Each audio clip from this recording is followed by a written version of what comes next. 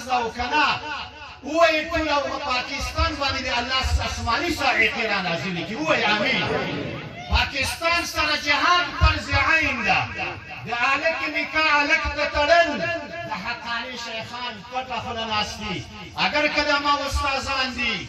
مفتی تقی عثماني صاحب شیخ الاسلام وای کوم مجاهدین چې د پاکستان په مخ جنگيږي دا باغیان دي و بلادي وها ولادي آسماني صاعقه ته متوجه دي ولې ډارېږي خداتیا کالوي د نوي کالوي نو مرګ بدل تراسي کته دغه فتوا ورکړی وای د پاکستان عیسی به باندې کړی وای شهید شوی به وي لکن عالم خو مدینه او فاسد کړی ټول خلک هغه پسې اقتدا کوي جهاد پاکستان مزدوري ادارې سره